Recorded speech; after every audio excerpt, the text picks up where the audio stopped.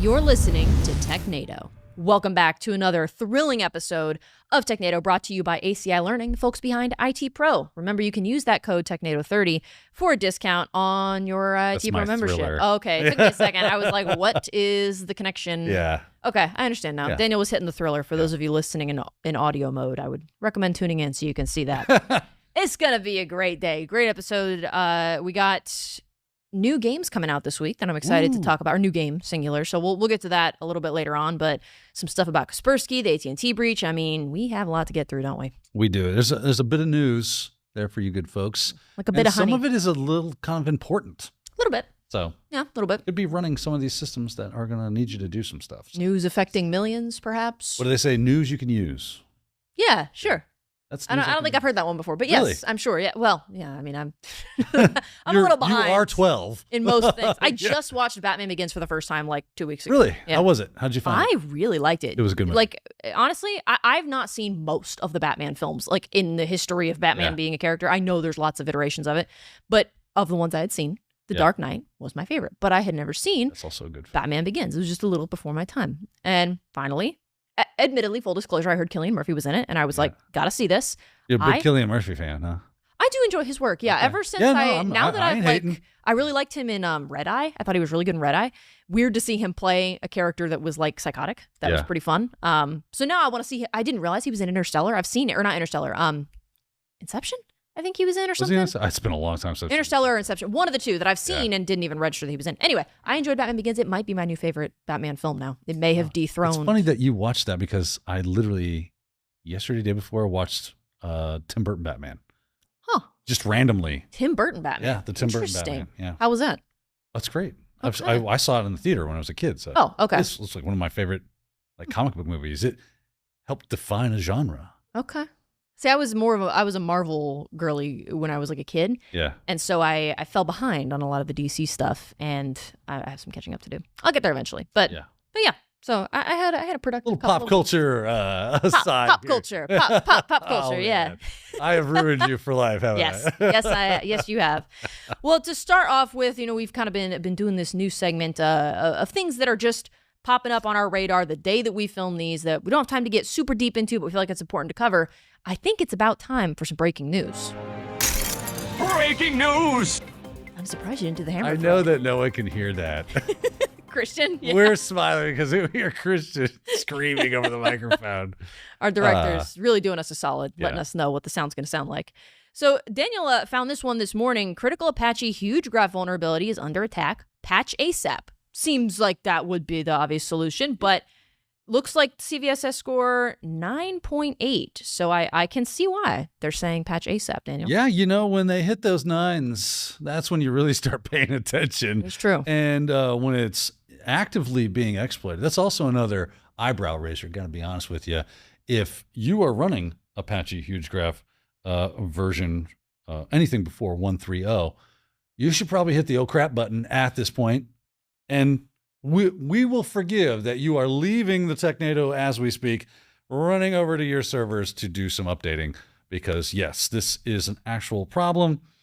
Says there's some things you can do. Users are recommended to upgrade to version 1.3.0 with Java 11 and enable the auth system, which fixes the issue. They also say you can also enable the whitelist IP port function to improve the security of the RESTful API execution. So that's going to be some of those little tidbits of information that you can run over and make those adjustments to your server. Keep yourself a little safer, because that will be bad. We'd hate to see anything bad. That's a nice Apache server you got there. It'd be a shame something were to happen to it, like, I don't know, crypto lock, that kind of thing. A little double extortion. That's be a horrible thing. Double bubble. Double toil and trouble, or whatever. We've gone whatever the line is. Iambic pentameter with I try to keep a little bit of culture in the Technado room. That's probably a mistake. But yes, you're right. Patch ASAP. Listen, I don't like your fancy learning.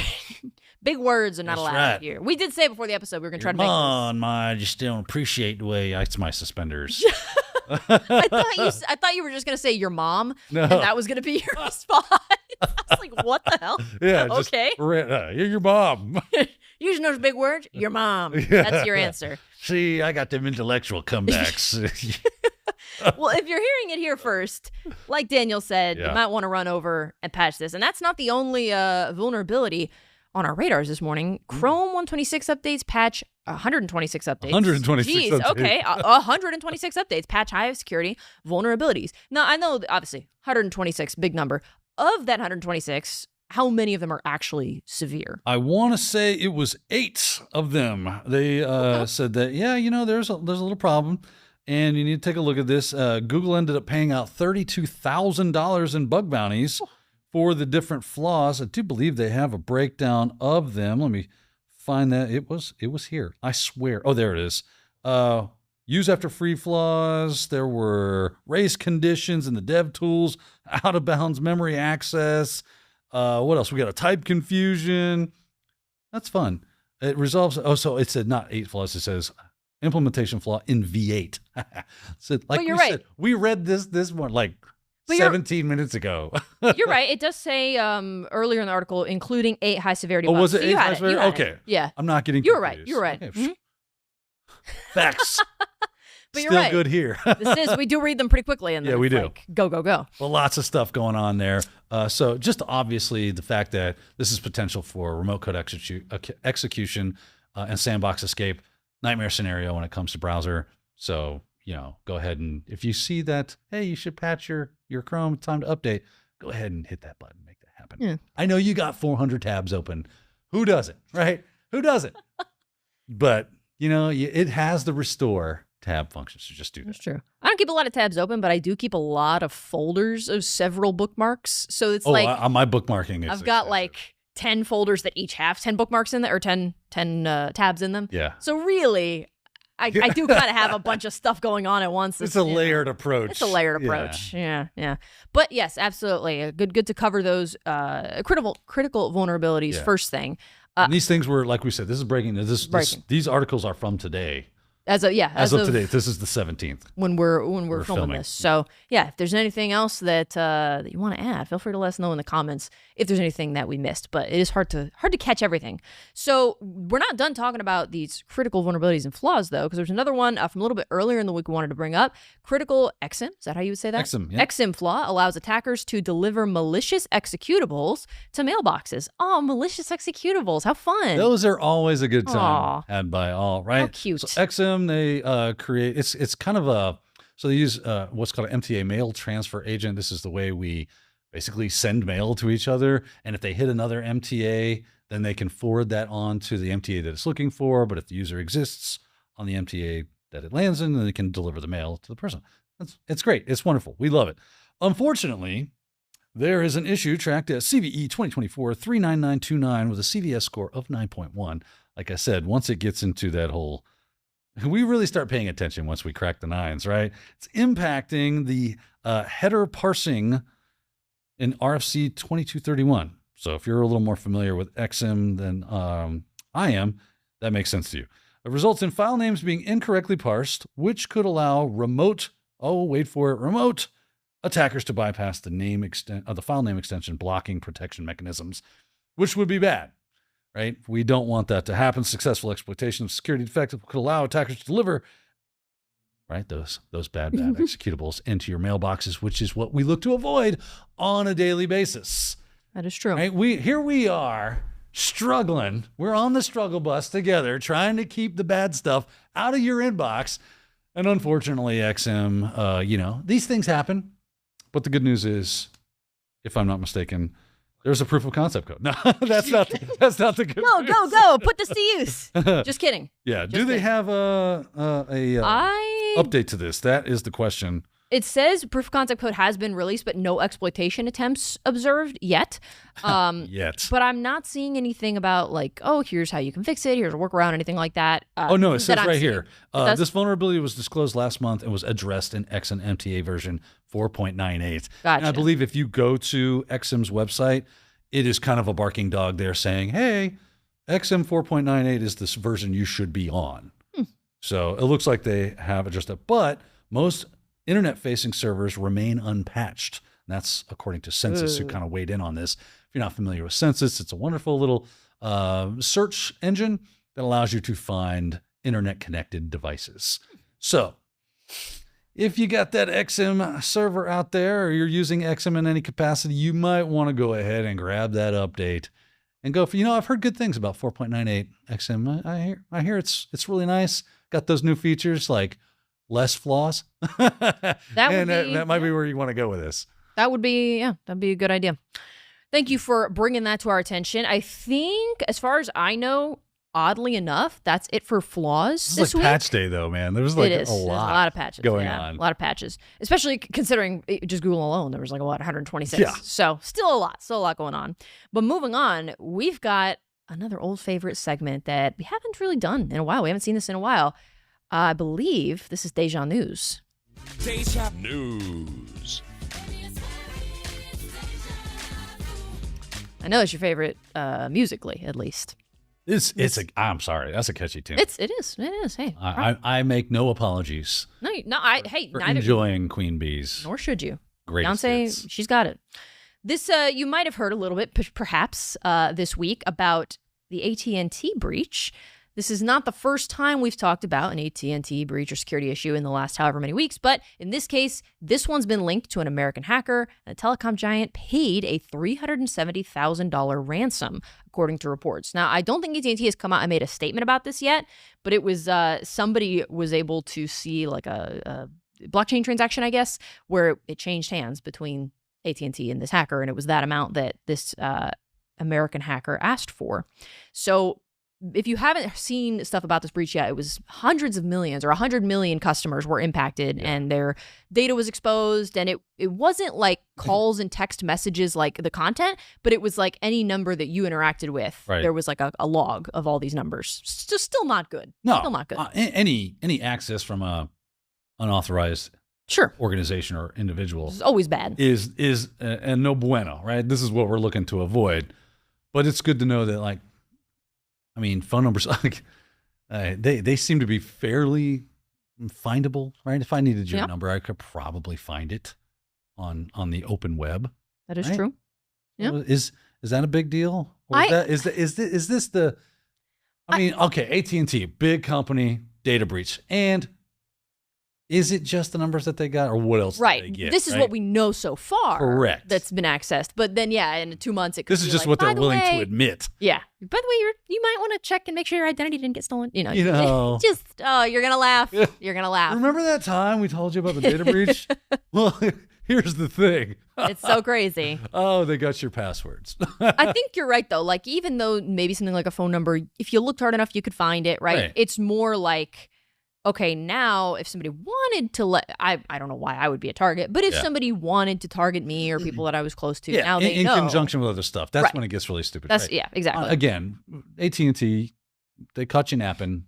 They did. And crypto locked your junk. And was it ransomware, right? Yeah, it was ransomware. And I guess it was back in May that AT&T reportedly paid this hacker close to $400,000, but the data still got leaked. So they were leaking samples of it to verify that it was real. Right. Yeah. It was a real, we really did this, and here's the proof. Yeah. Here's a snippet of some of that stuff, just in case you think we're bullshitting you. Yeah. Yeah. The thing that got me about this is that I'm just being naive. I always thought the idea was that you don't pay the ransom. Like, you're not supposed to. We do not negotiate to a terrorist. Right. Exactly. Like, it doesn't do you much good because, maybe then, it prevents your data from getting leaked. The federal government Yeah. does not negotiate with terrorists. But private companies. Private companies, on the other hand, Yeah. That's up to them whether or not they wish to negotiate with terrorists. Yeah. So if they feel like paying them is less impactful to their bottom line and their business than not paying them, I would assume that the companies that have made that assessment are paying. Good point. That is a good point. And then you have cyber insurance. Yeah. It used to be the running joke, and maybe it still is. I haven't had to mess around with cyber insurance in a while. Is that, we're not paying them. Our cyber insurance company is paying them, and they negotiate a lower price for those things to kind of and it's basically They are a ransomware group. I don't know if you know this, but there are negotiators that deal with like human ransom. That is true. That ransom, well, hey, the family really can't afford that. They can't get that much money together. So what about this much? And you get some money and everybody's happy. And that's kind of how those things go. And it bled over into the digital world. We had I'm trying to block their information here. Somebody did forward to me the message that AT&T sent out to like their customers. Cool. Yeah. Just to like, hey, we're letting you know. We're reaching out to let you know. I think I have their information blocked here, their email and stuff. We're reaching out to let you know that some of your data was accessed without authorization. We have no current indication of any public release or illegal use, but we respect the privacy of your info. We want to provide you with details. So they've got like the information involved. They say it doesn't include the content of the calls or texts, no personal information, and no timestamp or calls or texts. So it was just the counts of calls and texts and call durations. By itself, like you said, not really super concerning. Well, it's at least not on the surface. It doesn't seem maybe not fully baked ideas. It's just off the dome. Mm-hmm. So it to me, I probably wouldn't like freak out knee-jerk reaction. Yeah. As an AT&T customer, it would be concerning just to be like, okay, well then if that's not secure, what else isn't secure? But that's where we're like, oh yeah, what don't we know? You let people breach you. Yeah, that seems to be a problem. What aren't you telling me? Yeah, that's a good point. That's where I would want to go. Now I heard a lot of people talking about how much they paid. And like this was like it's a big king's share. Yeah, $370,000 in the ransom. I just did a quick Google search here, and it says the average ransom payments surged by 500% in the last year to reach $2 million per payment, according to Sophos, the State of Ransom 2024 report. So this is a recent report. This compares to an average payment of $400,000 calculated by Sophos in 2023. So even by 2023 standards, they hit underneath average. Yeah. So I don't understand why everybody's kind of making a big deal about, or at least in my experience, maybe in your experience, you're not seeing that, but I just saw it mentioned a couple of times as if it were a lot. Yeah. Don't get me wrong. I don't have $370,000. Right. It's a lot for us to throw at a ransomware. Yeah. For AT&T, it's like, one of the executives is like, how much do they want? I think I've got, that was my bonus last year. Can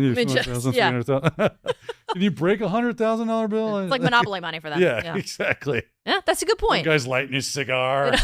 With the money? with hundos, yeah. It depends on your perspective, I guess. It's a lot for us, but maybe not for AT&T. Yeah. But you're right. I did see some the King's a lion's share ransom amount. Yeah. So just depends on your perspective, I guess. But continuing with the Dejon News theme, you might have remembered that over the last few weeks, we've talked a little bit about Kaspersky and how they are waving goodbye to their operations in the U.S. Kaspersky exits U.S. market following Commerce Department ban. Wah, wah. I did read that they're apparently giving away some free software as gifts. Oh, really? As a parting gift to Americans. That you can't use. Free security software for the next 6 months. Yeah. Good luck. So I guess that would be the people that already, maybe it's like. Yeah. If they've already got their stuff. They're not charging them for the service. Yeah. The rest of it's free. It's free till you can't use it anymore. Until you can't use it anymore. Yeah. Which is nice of them. It's nice. Just really interesting, to see them pulling out and being no longer their persona non grata. Yeah. In the American workforce. I wonder, to me, this is just like, where do we go now? Like, does it continue? And if so, is this a good thing? Is this a bad thing? That's a good point. There's probably good points on both sides of that argument, that if we deem Kaspersky to be an arm of the Russian government, then I feel like that would be a good thing that we got them out of here. We do see that Kaspersky has done a lot of good in the world of cybersecurity as well. Yeah. So it seems to be in conflict. This isn't like, China, who actively are trying to kick our ass digitally every day of our lives, or a Russian ransomware gang that's doing X, Y, and Z. Don't get me wrong. Yeah. We know that Russia is not friendly to us, but Kaspersky, is it the same as China, where in China, TikTok is owned and controlled, at least ultimately, by the CCP. Sure. Okay? Yeah. Is that the same in Russia? I don't know, just because I haven't researched into it. If it is, I can understand why we would be hesitant to allow them access into, even if we've never seen. Sure. Yeah. You know what I mean? This is a very complex. A lot of issue. Unknowns. Yeah. I would become an expert in this. Yeah, you'd have to do some research. Yeah. I would be curious to know how long from the inception of this idea of like, oh, Kaspersky bad news, we got to get him out. Yeah. And now it looks like July 20th is the day the ban comes into effect. How long did that take? Because I've been hearing about TikTok bad for like the last 10 years, it seems like. I know it's not been that long, but like it seems like it's been a long time. And yet I can still go on TikTok. It's not, there's been no like active, it's banned in the US. It's been talked about. I know there's been like court cases and stuff that have been going on, but how long does it take? If we know that this is supposedly a threat, how come it's taking so long to take care of TikTok? But this, lickety split, you're able to take care of this. I wonder what that is interesting, right? Yeah. And the fact that like, so they say the manipulation of Kaspersky software, including in U.S. critical infrastructure, can cause significant risk of data theft, espionage, and system malfunction, the Bureau of Industry and Security noted. It can also risk the country's economic security and public health, resulting in injuries or loss of life.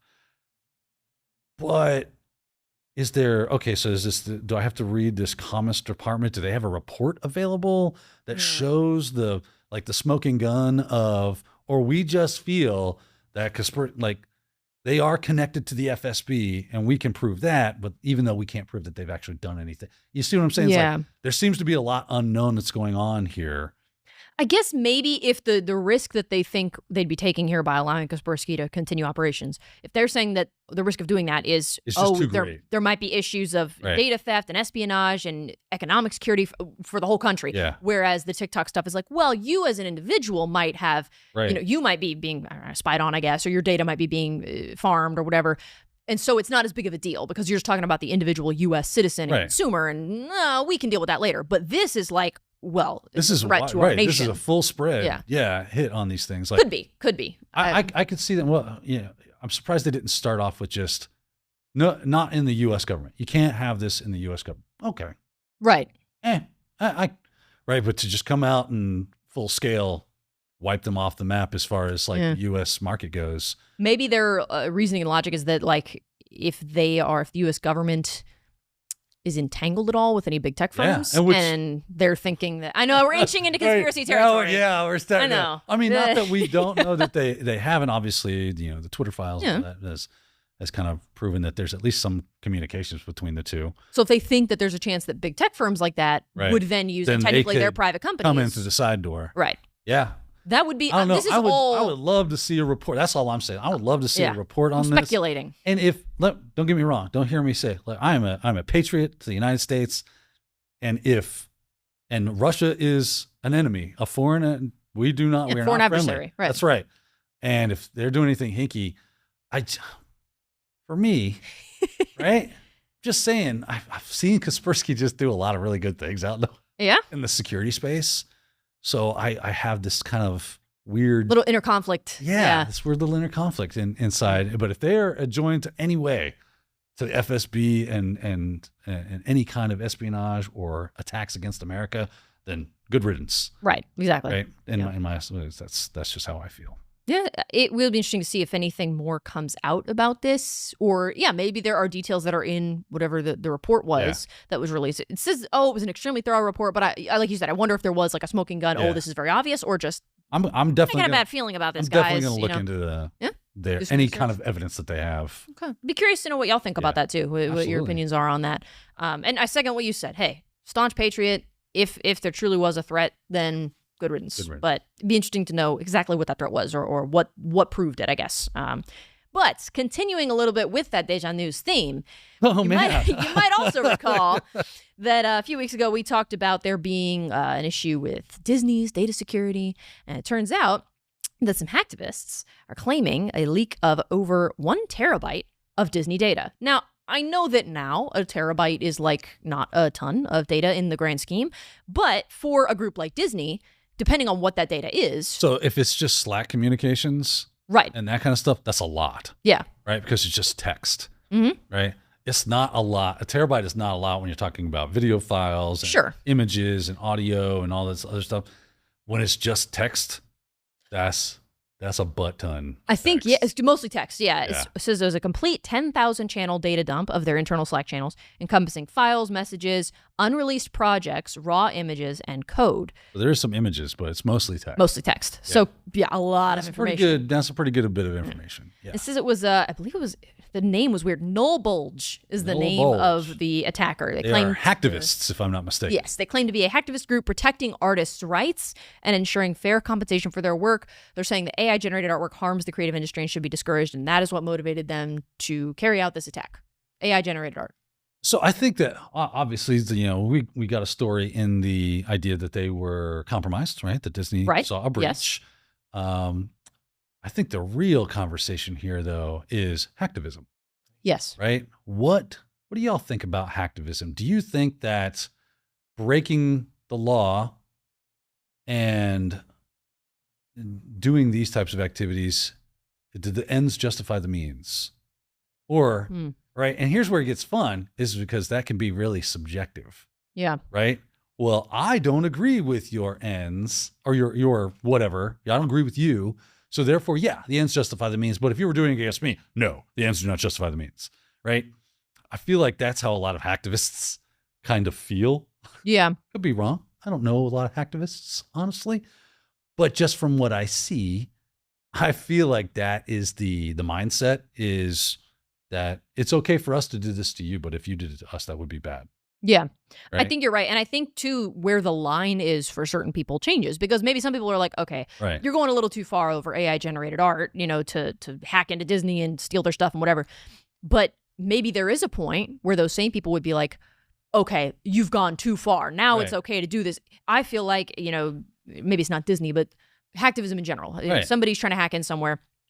So like PETA, right? If there's a hacktivist group trying to hack into PETA, maybe there are people that feel that strongly about what PETA does that are like, we think that this is where the line is, and because of what PETA's doing, what they're doing is evil enough that it justifies what you're doing. So the line is different for everybody. Again, it goes back to, depends on what side of the fence you're standing on, whether or not you feel like it's justifiable. Yeah. So to me, I just think that and I've said this a lot, I do not feel that any position that I have is so weak that it could not withstand scrutiny.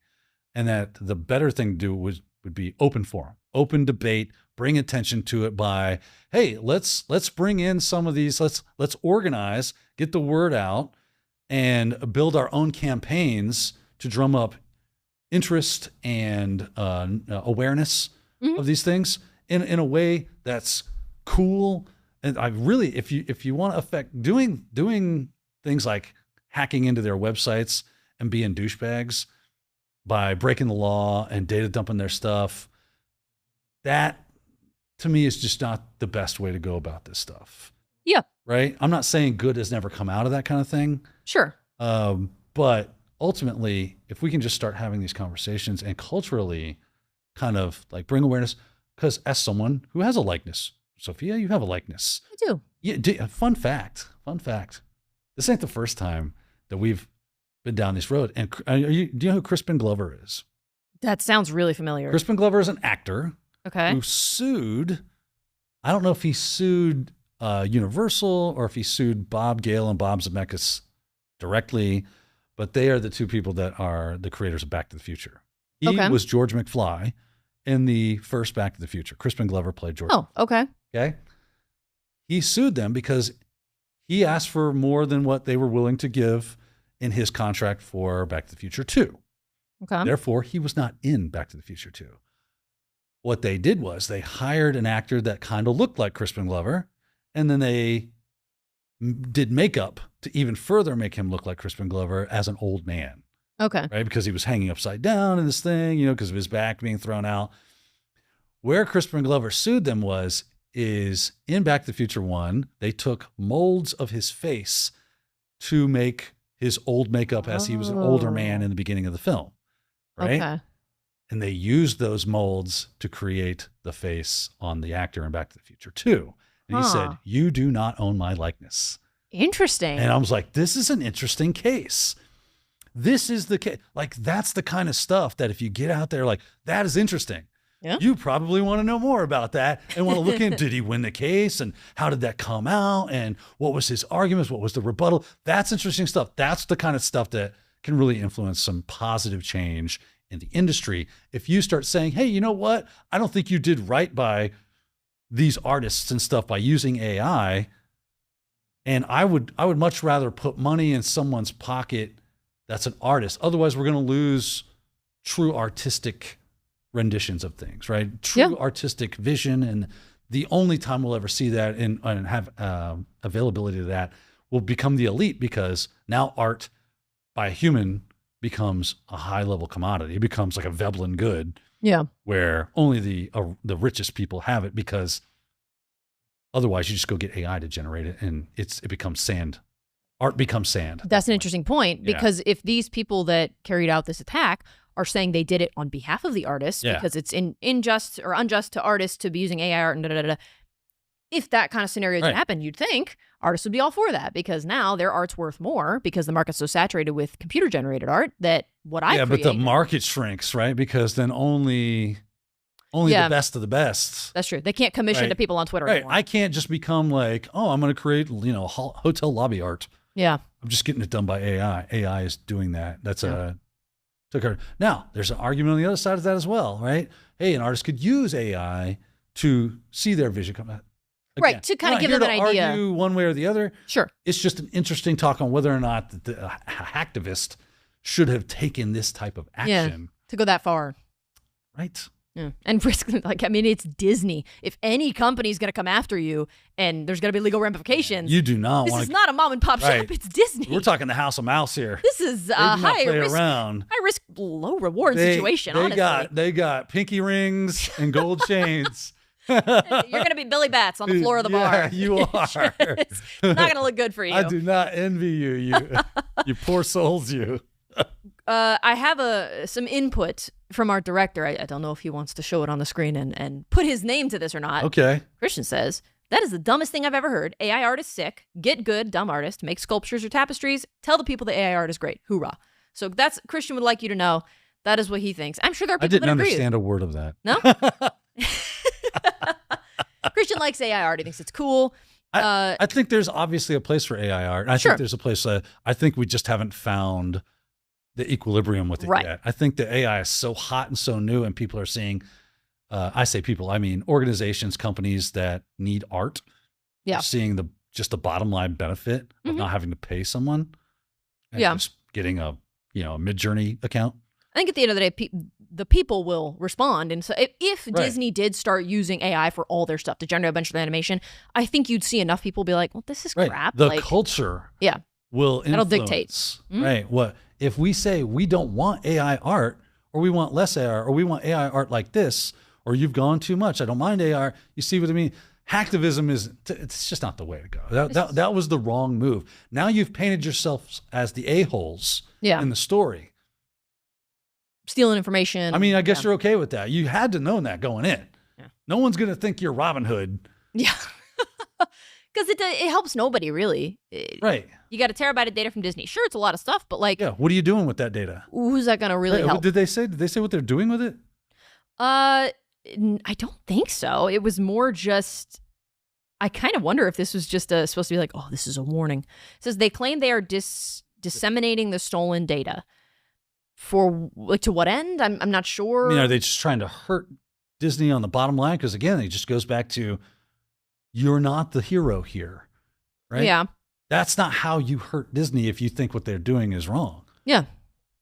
And more hurts in their wallets. Right. You and again, don't buy their stuff. I love to see when organizations or companies, they misstep, they gaffe hard, and people, recoil, and they feel that in the pocketbook. And they feel that their brand is being hurt, and they go, you know what? We made a mistake. We're not going to do that anymore. And then as a consumer, I like to go, you're forgiven. Yeah. Right? You learned. You're doing the right thing now, and I want to reward you for that. Yeah.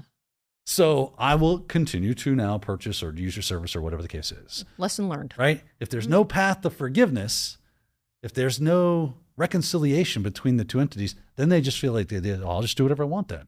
Yeah. And if it burns, it burns. If it doesn't, right? Because it's already burning, so what's the harm? So we gotta be reasonable here. Yeah, I agree. Gotta be reasonable. There's a compromise to be had. We can figure this out. We can find common ground, ladies and gentlemen.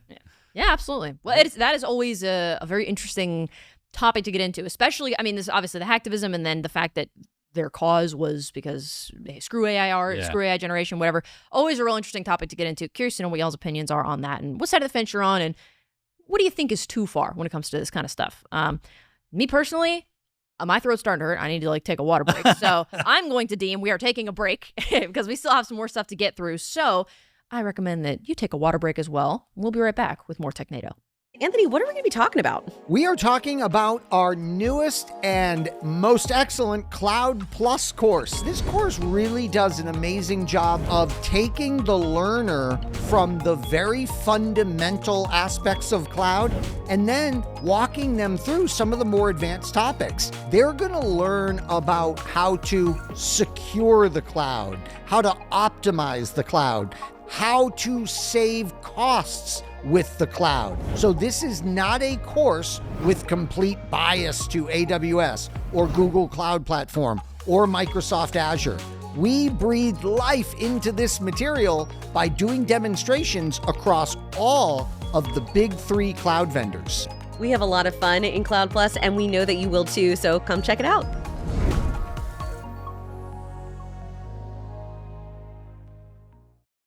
Welcome back. Thanks for sticking with us through that break. We'll get right into it because this is one of my favorite segments and we haven't seen it in so long. Oh, well, you did jump right to it, didn't and you? I am so excited. She because is excited. I don't get to do this noise very often anymore. Oh, so, yeah, you know. This is what you're waiting for. So, let's hear it. This segment is called... It better be good.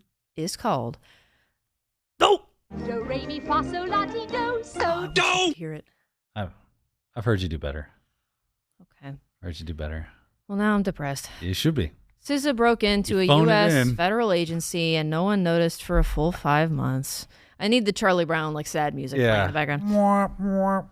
This is I think this counts as a dough because it's they broke into a U.S. federal agency and nobody was any the wiser. I agree. Absolutely a dough segment here.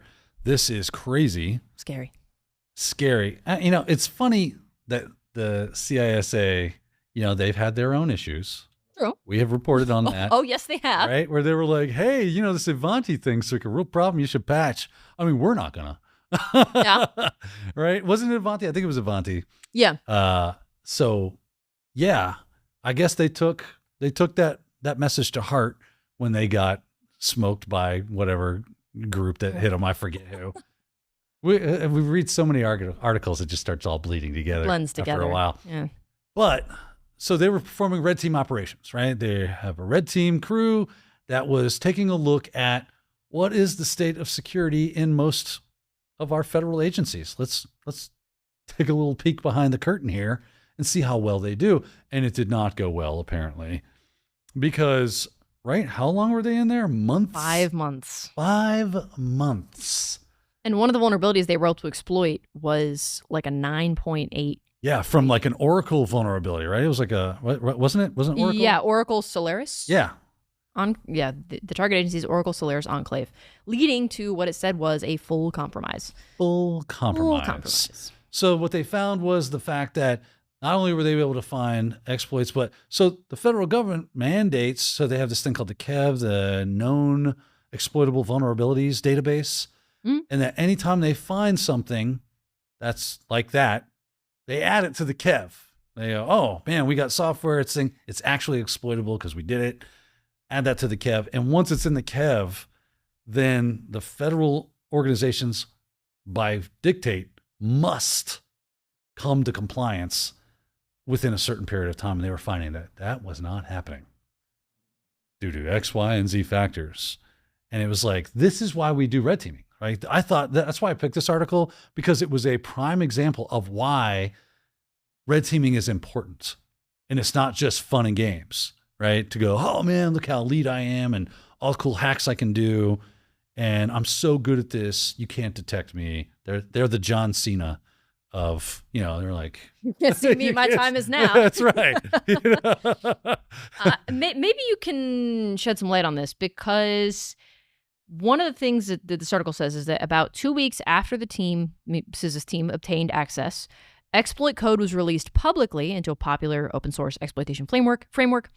And SIS identified that the vulnerability was exploited by an unknown third party. So are they saying that like they exploited it, but they had to be like, oh, we don't know who exploited it? Or was this just while they were in there happened to be a third party that was also poking around in there? And it was like, oh, that wasn't us. That was somebody else. I guess we better add this to the... Yeah, that absolutely sounds like they're saying we have found that you have been compromised. Because then at that point, if this was only 2 weeks after they obtained access, did they then just stay in there while this other team had gained access? And was it another team or was it an unknown party? Did they say? It just says they identified that the vulnerability was exploited by an unknown third party.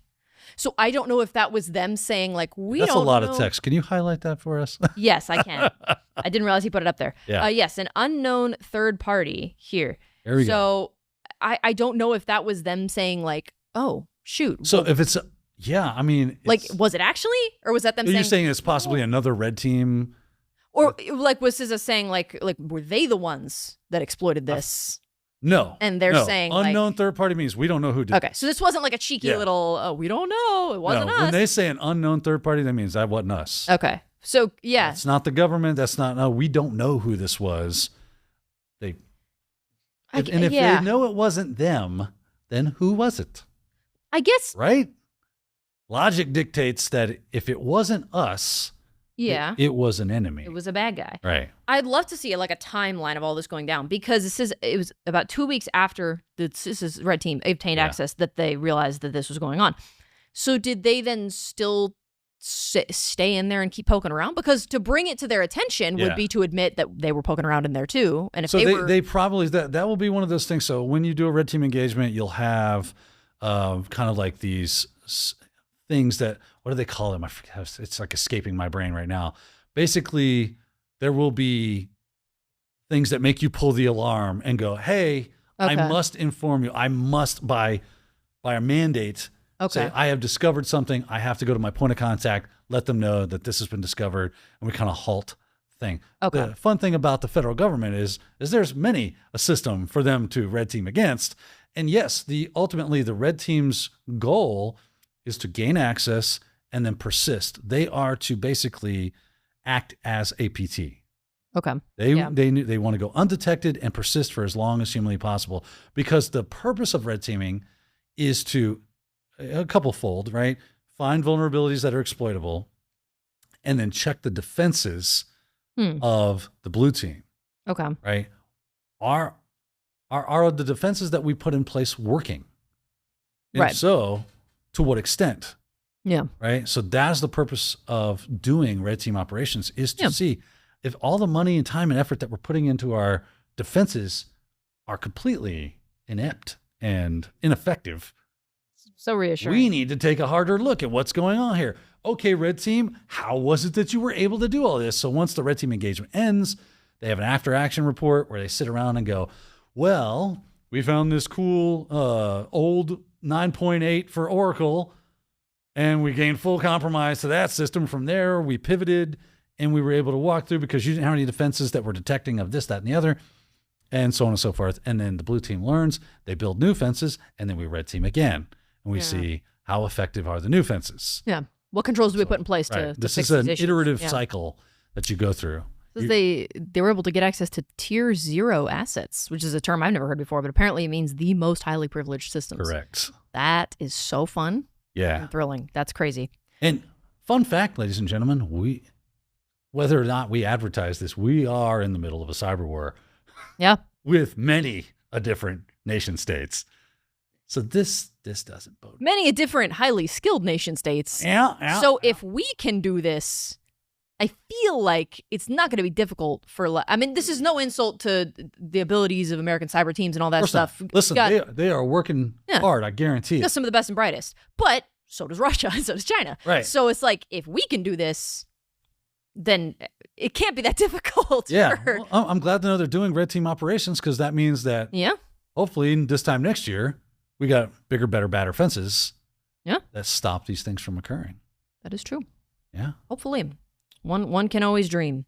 But yeah, thank you for bringing this up, because that is, wow, that's so reassuring. But you're right. It's good that the red team engagements are going on, because how do we fix these problems if we don't know about them?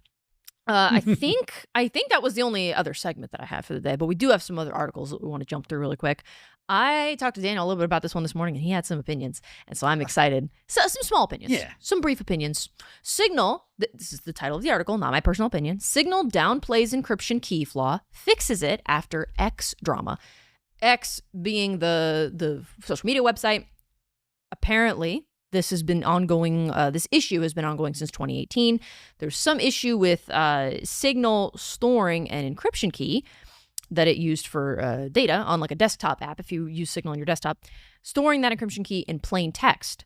And people were like, hey, that seems like a bad idea. And Signal's argument was, if somebody can get to your desktop and get to that encryption key, you're already, like, you're screwed already. There's nothing that we can do about that. So what would then be the point in us going in and changing this?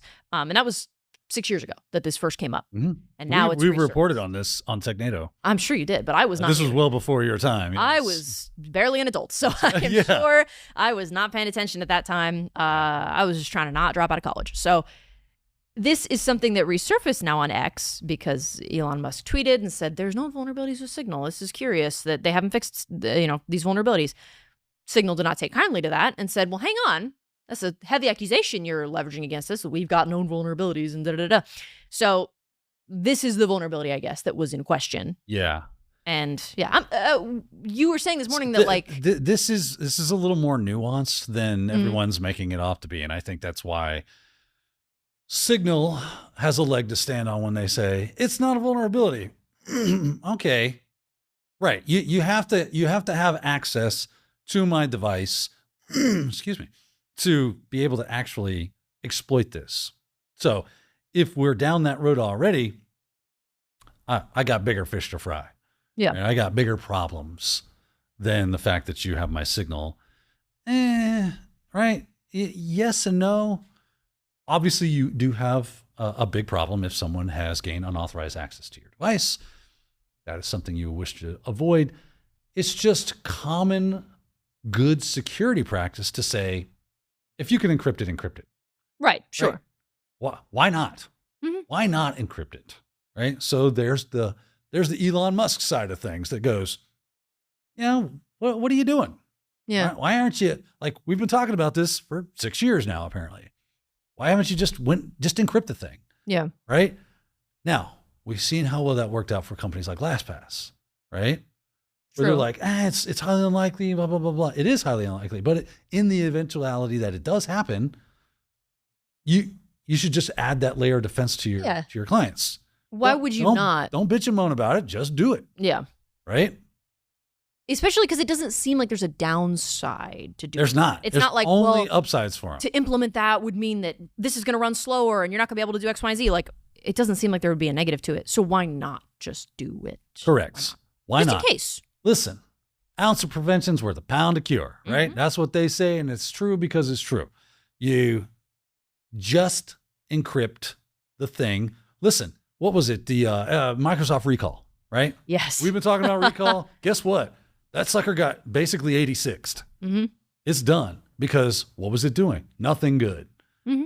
And for no good reason. So just listen, Signal, I love what you're trying to do. I love that you have an app that gives people end-to-end encryption. You seem to be a fan of encryption. So encrypt. Get encrypty. Go for it. Get encrypty? Yeah. Rick and Morty? Is that a Rick and Morty? Get Swifty is the Rick and Morty. Oh, yes, I know that one. Just sounded my mind did not go there. Sounded a little similar. Yeah. If you don't know, I just realized that I use Signal, but I didn't know what it was before like a year ago. It's an encrypted messaging service for instant messaging, voice calls, and video calls. And like Daniel said, provides end-to-end encryption. So I think that's a big part of why people are especially is raising red flags to people because they purport to be it just doesn't make sense that you wouldn't do this. Yeah, that would be your reason for using Signal, because you want something that's encrypted and super secure. And then to see but you're not really encrypting everything that you can, even if the argument is that, if somebody can get to that point, you've got bigger problems. Okay, that may be true, but this doesn't need to be one of my problems. Why would you not encrypt it if you can? So that was the only reason I wanted to pull it and talk about it a little bit, is because I'm a Signal enjoyer. I do like what Signal does, and I like the mission that they've got, giving us some. I thought it was interesting the tweet that they had in there from from Misk. They said, TLDR didn't install the Signal app for Mac OS. It is not secure. I carried out this small experiment. I wrote a simple Python script that copies the directory of Signal's local storage to another location to mimic malicious script or app. Okay, so you've been compromised is what you're saying. Yes. Right? And that's where it's like, okay, I feel like you're making a mountain out of a molehill here. As far as like, yes, it is a problem, and they should be there, but you said, I'm mimicking the fact that you have malware and remote access. Yeah. Okay. Yeah, that's hell. I could just sit here and watch you type. I could put in a key. Let's say you still have to worry about things, right? It's not the fact that, again, Signal, do your due diligence, encrypt the thing. So let's all just stop throwing rocks at each other on this one and just go, hey, Signal, we'd really like to see you just encrypt that thing. And Signal, just go, you know what? You're absolutely right. We're going to do that. As of right now, encryption on the table. It looks like they did. And they did, right? Yeah. That was the thing. So what are we mad about? Yeah. That it took this long? Okay. There was some comment that they highlighted. Somebody said, do better next time. Don't wait for Twitter drama to implement things. Be more responsive. Learn your lesson. Sure. Absolutely. I think that is a fair critique. But now that goes back to what I was talking about before about let's forgive them and move on. Yeah. They did the thing you said. Now reward them for doing it. Yeah. Positive reinforcement. Unless you feel like the system is so busted that you no longer trust them or can trust them. Right? Then, right, Fortinet, these companies that have a history of nothing but security issues and flaws. Because to my knowledge, not doing it right. Yeah. I don't recall, like I said, I've only been using Signal for a year or two, but to my knowledge, I don't recall there being any giant glaring security. Oh my God, this thing went wrong with Signal in however many years. Nope. I don't hear a lot of people going, well, my Signal was hacked. Right, exactly. Right? Yeah. So they seem to have a pretty decent track record. Yeah. And I think data breach because of Signal. Right. Not hearing those things. No. So I think that's a good point. I'm not saying they're not out there. I'm just saying I haven't heard it yet. Right. There's not been anything crazy big like that we saw with LastPass or some of these other companies that have a history of it. Right. Yeah. So I think it's a good point. Forgive when they do the right thing and positive reinforcement. That's reward for good behavior. Right. Like we're in preschool. Give them the cookie. Give them the cookie. Yes, exactly. Good boy. That's what you do. You good boy, Signal. Well, in this case, it wasn't, anything crazy. It wasn't like a big exploit or anything. It was just, hey, maybe encrypt something that you could be encrypting. However, this next story coming to us from Bleeping Computer, a little bit more concerning. Hackers use POC exploits and attacks 22 minutes after release. That's pretty impressive. I'm not saying it's good, but objectively, but it is impressive. It's impressive. Absolutely, right? This is crazy that within 22 minutes of POC being available on the internet, Cloudflare kind of did some where they started looking for the attack and going, oh, there it is within 22 minutes. That's kind of scary. You have to be watching and waiting for these POC to come out, wait as an attacker. Right. So this is so fast that your defense literally cannot get ahead of it. How could you possibly, even if at the time that the POC is made available, that if there's a patch, even if that's the case, there's no way that you could totally implement everything you need to in a span of 20 minutes. If that doesn't scare you, nothing will, right? This is the Cruella de Vil I'm shivering my timbers right now. Yeah. Shaking in boots. Of articles. And that's why I picked this article ultimately for us to have this conversation of, what do you think about that? Like the fact that there's no hope? Okay. There's no dumpster fire behind me, right? That's what we need on this screen. On the wall. Yeah, a dumpster Put fire a dumpster animation. fire over there when you get a chance. And that'll be our new background. Yeah, just permanently have it'd be like those fireplace animations at Christmas time, but it's a dumpster. Yeah, it's just a dumpster. I guess just because this can happen doesn't mean that that's the norm, that attackers are, every time there's a proof of concept that's out there, every time there's a new exploit, that they're exploiting it immediately. Yeah. That it's possible, but it's not the norm. But at what point, as people get more and more advanced and more skilled, does this become kind of the norm? Eventually, years and years and years and years from now, do we get to a point where it's like, oh yeah, that's just we just accept. We just accept the bombs are falling. Yeah, nothing we can do. So, the article does go into what do we think we can do about this, and it says right here, the internet firm, which I believe they are meaning Cloudflare, says the only way to combat this speed is to employ AI assistants to quickly develop effective detection rules. The speed of exploitation of disclosed CVEs is often quicker than the speed at which humans can create WAF rules or create and deploy patches to mitigate attacks, explains the Cloudflare report. I'm totally going to read this report because it does seem interesting. The fact that the amount of data that Cloudflare processes is astronomical. It's so crazy that it boggles the mind. And I want to look in to see what further things they have. It says this also applies to our internal security analysis team that maintains the WAF managed rule set, which led us to combine the human written signatures with an ML-based approach to achieve the best balance between low false positives and speed of response. So maybe this is, we kind of complained about AI earlier. Well, in a way, it has its pros and cons. This is definitely one of its pros. Yeah. And a lot of people talking in the security space about AI is going to take our jobs. Right. We've had AI and ML, maybe not at the level of which we do now, but we've had it in some capacity for quite some time. And the way it has always been best implemented is to supplement and fill in the gaps. Automatically do the things that it takes us as humans a while to do.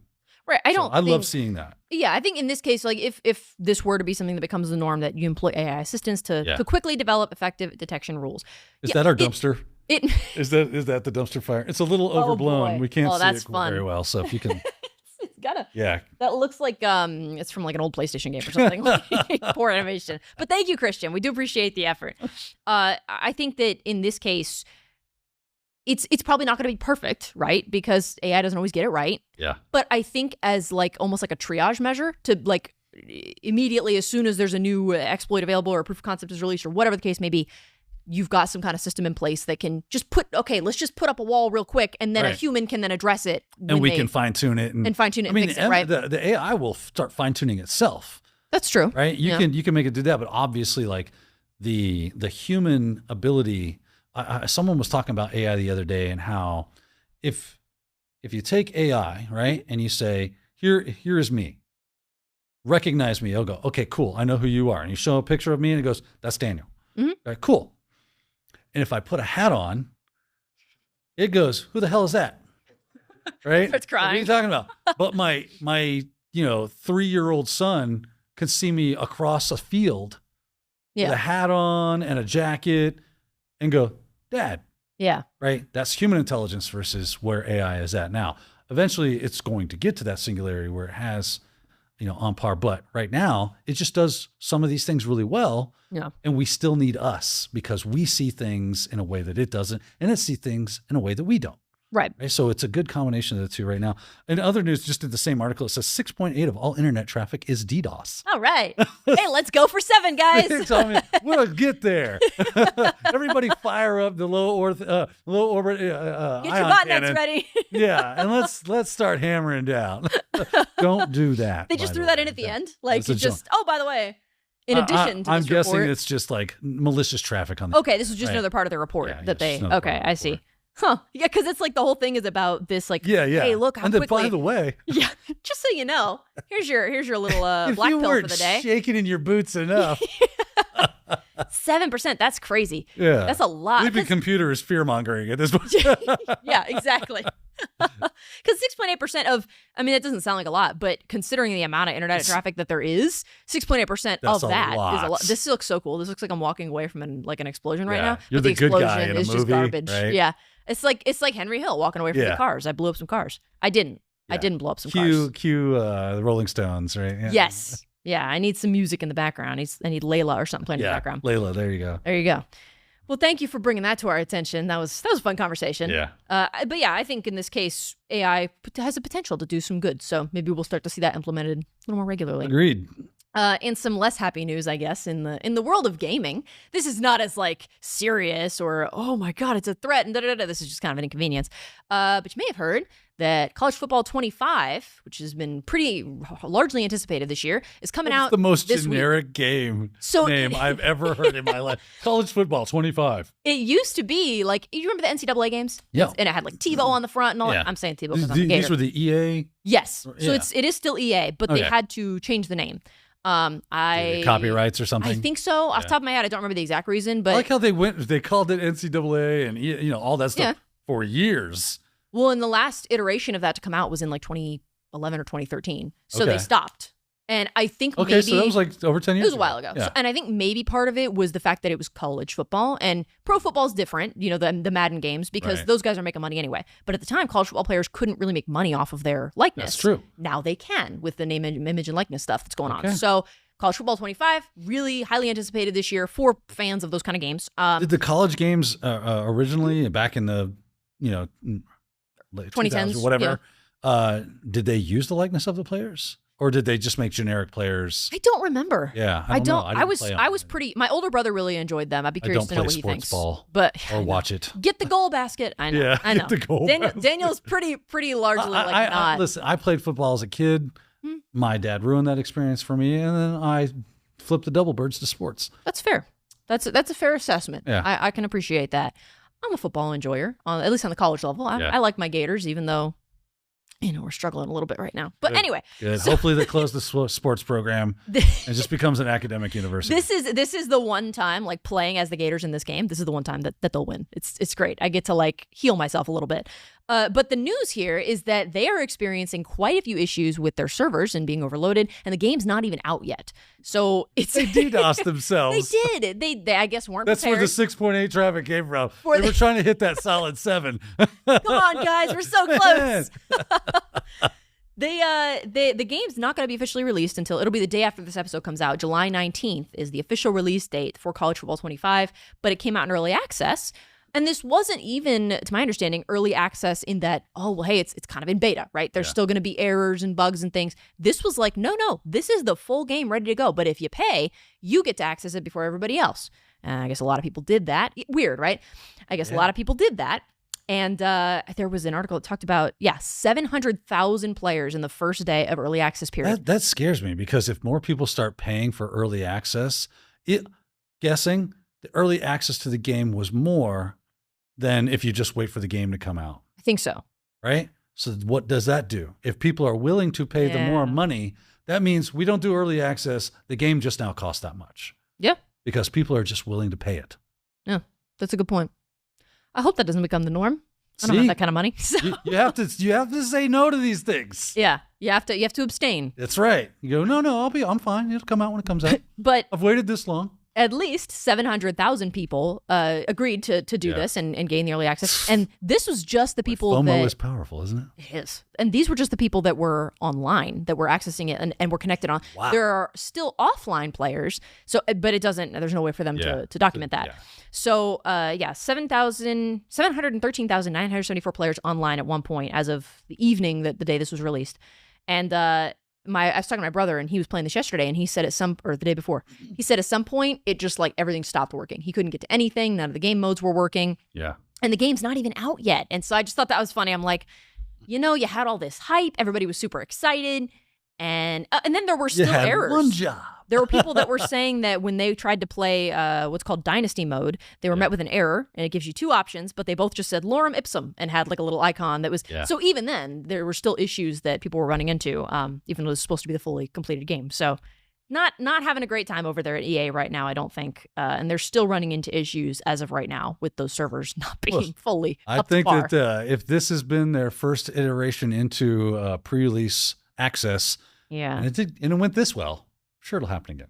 And people, of course, are like, "There's no excuse not to be ready." We know you knew this was going to be popular. You're fragile servers, and so people are obviously they're people mad. like to really start hitting below the bell. Once they do. Once they feel wrong, don't they? They Really, especially not people. that was too harsh, but I'm sure there's some Twitter, some tweets or whatever the hell they are now, X posts, and whatnot that are saucy.